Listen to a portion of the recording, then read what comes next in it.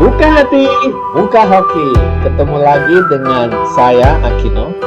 Minggu lalu kita sudah membahas tentang filsafat dasar atau falsafah dasar dari perhitungan fase, yaitu konsep trinitas sukses, di mana bagian dari Tien ataupun langit atau masa lalu, ya kan, atau yang datang dari yang maha kuasa ataupun dari alam semesta.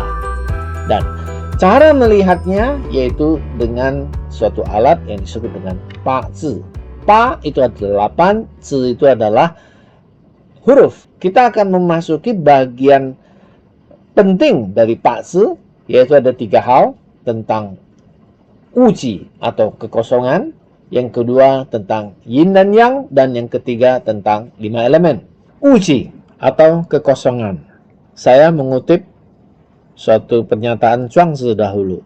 Zhuangzi adalah seorang ahli filsafat Tao, dan dia mengatakan, untuk memasuki gerbang keabadian dan berselancar dalam padang tanpa batas, saya harus menyatu dengan cahaya matahari dan bulan. Dia menyebutkan cahaya matahari dan bulan itu bukan cahaya matahari ataupun bulan dalam arti yang sesungguhnya, tapi ini adalah arti dari keadaan meditatif.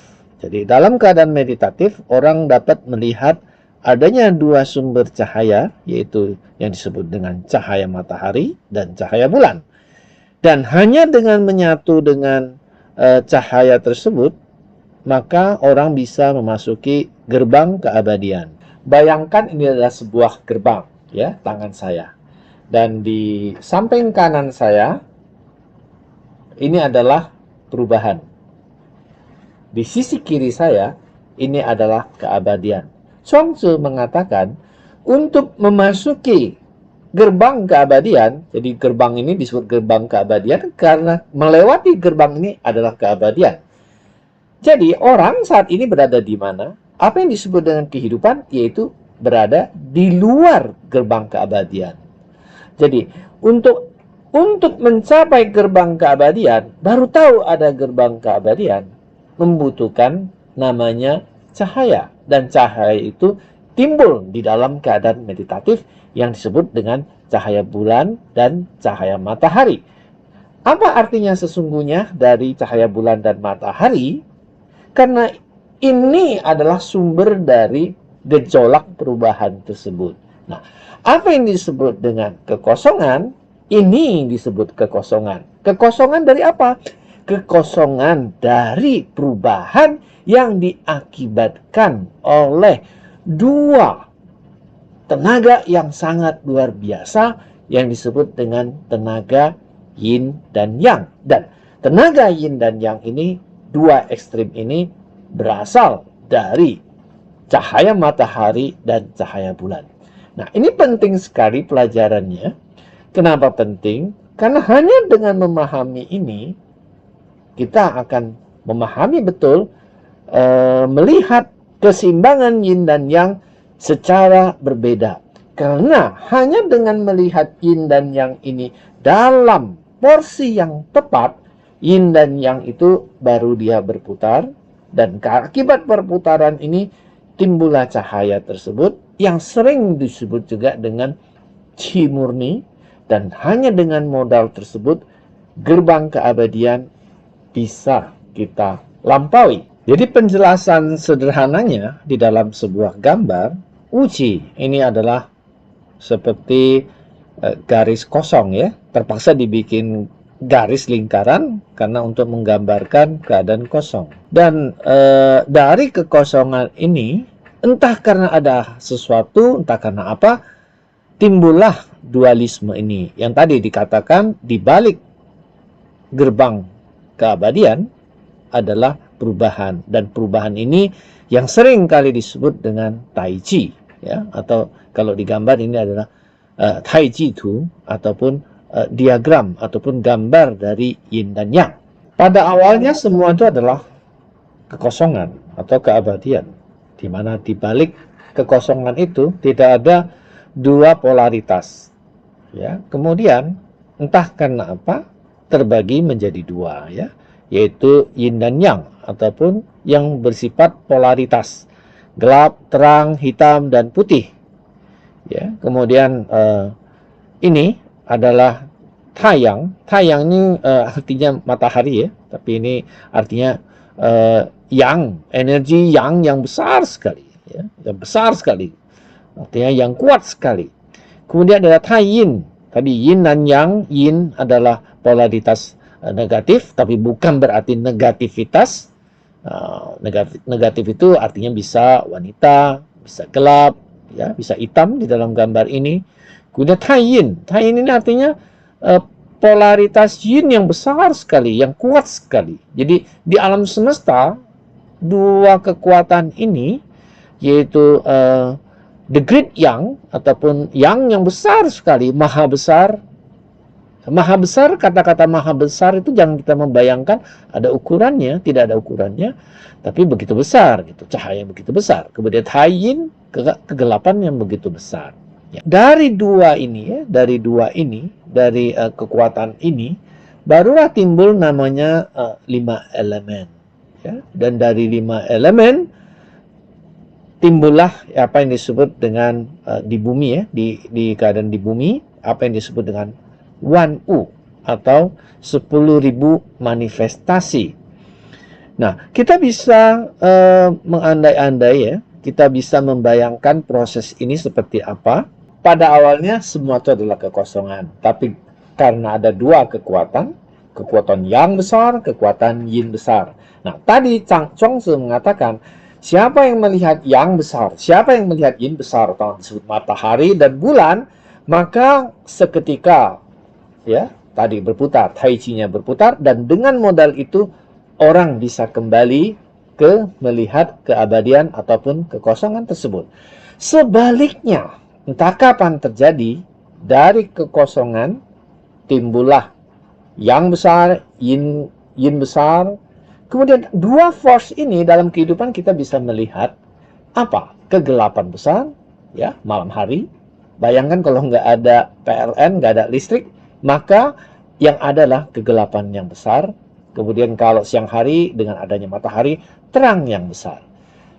Dari dua kekuatan, kegelapan dan terang, apa yang terjadi sebenarnya dengan kehidupan? Terjadi 5 elemen. Sederhana sekali, kita lihat pohon. Saya senang sekali menggunakan pohon untuk menggambarkan kehidupan. Karena sesungguhnya kita tidak bisa lepas dari pohon. Dan pohon paling gampang untuk menjelaskan 5 elemen. Ya. Tanaman membutuhkan cahaya untuk berfotosintesis. Ya. Cahaya itu yang disebut juga dengan api juga. Kemudian, akibat dia fotosintetis, membentuk paling gampang karbohidrat, sumber makanan semua makhluk hidup. Ya, termasuk juga pohon itu sendiri membutuhkan namanya karbohidrat yang dia simpan jadi gula dan lain-lain, ya. Kemudian disimpan di akar menjadi energi dan lain-lain. Nah, kita bisa melihat dari dua kekuatan ini timbul api. Timbul, tentu ada tanah, ya kan? Tanaman tanpa tanah kan tidak mungkin bisa terjadi. Kemudian timbul apa lagi? Timbul yang disebut dengan logam, yaitu mineral. Kemudian dari mineral ada namanya air, ya kan? Air, kemudian ada kayu. Gitu. Dan akibat 5 elemen ini ada, dimakan oleh manusia, dimakan oleh binatang, tentu, ya, bukan hanya manusia yang menciptakan 10.000 urusan, tapi binatang juga ada 5 elemen yang makin lama, kalau tidak ada gangguan dari faktor-faktor lain, maka dia akan berkembang makin lama makin pesat. Kita bisa melihat dalam tubuh kita, sesungguhnya 5 elemen ada dalam tubuh kita. Dan 5 elemen ini berasal dari mana? Berasal dari dua kekuatan utama, terang dan gelap. Tanpa ada terang, tanpa ada gelap, tidak ada pohon, mana ada kehidupan. Jadi dari kekosongan timbul yin dan yang, dan dari yin dan yang timbul 5 elemen. Dan dari 5 elemen timbul 10.000 keadaan. Kita lihat aja, peradaban manusia bukan 10.000. Kata 10.000 itu bukan berarti secara hurufiah, tapi artinya urusan makin lama makin banyak. Sama seperti pikiran kita. Nah, belajar Pak Tzu sesungguhnya belajar tentang keadaan pikiran orang. Jadi, kenapa pelajaran 3 ini penting? Ya, perhatikan. Dari yang disebut dengan keabadian, ketenangan, kedamaian, dan lain-lain, itu berasal dari kekosongan. Kemudian timbullah yin dan yang, kemudian 5 elemen, kemudian jadi 10.000 urusan. Jadi sesungguhnya ketika kita mau mempelajari Pak Tzu, kita maunya bergerak kemana sih? Apakah dari kosong, yin dan yang, 5 elemen, ke 10.000 urusan jadi 1 juta urusan? Atau sebaliknya? Dari 1 juta urusan, 10.000 urusan, 5 urusan, 5 elemen, yin dan yang, ketemu, dia berputar kembali ke keabadian. Pelajaran terakhir di video ini adalah tentang 5 elemen. Tadi saya sudah menguraikan banyak filosofinya, tapi sekarang kita mari masuk topik yang lebih dalam, yaitu tentang 5 elemen. 5 elemen, ya ini adalah ada 3 prinsip yang harus dihafal ya. Jadi ini terpaksa betul-betul menghafal. Cara menghafal yang paling baik adalah jangan semata-mata mengandalkan daya ingat. Karena kenapa? Kertas dan pensil lebih bagus dalam hal mengingat. Jadi maksud saya apa? Ambil kertas, stop video ini, cari pensil atau bolpen, kemudian catat baik-baik. Dan jangan asumsi bahwa kita hebat dalam daya ingat, tapi banyak pelupa. Yang kenyataannya seperti itu, dan nanti ketika saya memasuki pembahasan Pak Tzu, pasti bingung, pasti pusing sendiri. Akhirnya ini gimana ya, pusing ya? Ini bukan pusing, karena tidak melalui step belajar yang benar. Jadi di zaman dahulu, anak-anak kenapa harus menyalin? Saya mengalami menyalin 10 halaman huruf, ya, huruf Tionghoa, huruf aksara Mandarin itu ditulis sampai tangan pegel.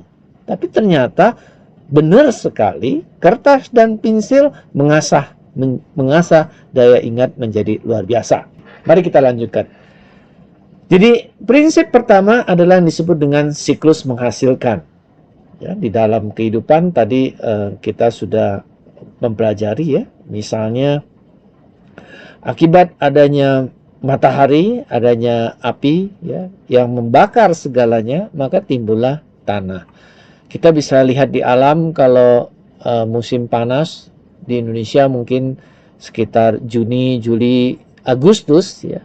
Ini adalah musim paling panas, sebagian daerah bisa sampai 36 derajat, 37 derajat. Maka semuanya gosong, dan kalau dibiarkan lalang pun angus, semua pun angus, akhirnya menjadi tanah. Kebakaran terjadi dan lain-lain ya, akhirnya menjadi tanah. Dan tanah kalau kita membiarkan ya, kita kalau mempelajari apa yang disebut dengan logam ya, apa yang disebut dengan batuan yang mengandung logam, tanah yang sudah berjuta-juta tahun didiamkan tanpa ada gangguan, perubahan dan lain-lain ya, hidup ini adalah perubahan, dia akan menjadi mineral. Dan hanya dengan keadaan adanya mineral, adanya logam, air bisa ditahan. Jadi di mana ada lapisan misalnya granit, di mana ada lapisan bentuk tanah yang padat, di situ ada air, ada cekung-cekung air. Jadi logikanya sederhana sekali. Kalau kita nggak punya mangkuk, nggak punya gelas untuk menampung air, air akan lari kemana-mana. Tanah yang terlalu loose seperti pasir, dia tidak ada metal, tidak ada apa-apa, maka tidak ada air. Dan ketika tidak ada air, maka dalam tanah yang pasir tidak ada tanaman. Dan hanya ketika ada tanaman, proses tadi ya, alamiah, pembakaran dan lain-lain, api, ya, kayu dibakar menjadi api. Jadi ini siklus yang harus kita hafal. Api menghidupkan tanah, tanah menghidupkan logam, logam menghidupkan air, air menghidupkan kayu. Kemudian siklus yang kedua, siklus saling melemahkan. Apa artinya siklus melemahkan? Siklus ini berbalikan.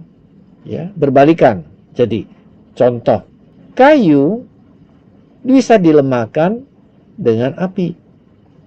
Kayu dibakar oleh api. Kayu ketemu api, kayu jadi lemah.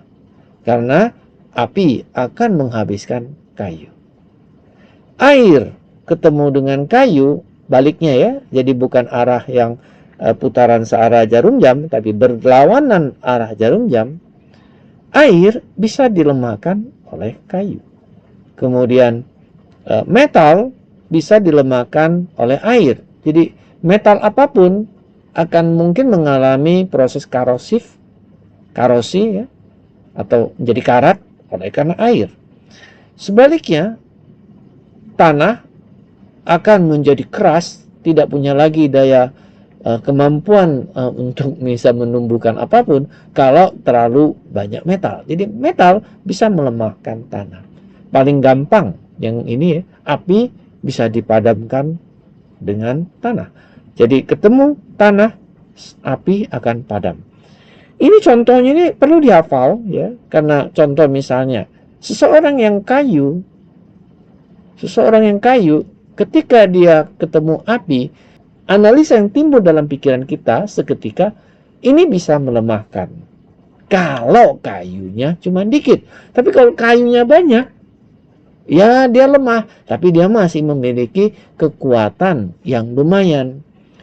Dan kalau tadi kayunya kuat, apinya ada kedatangan api, ini menguntungkan.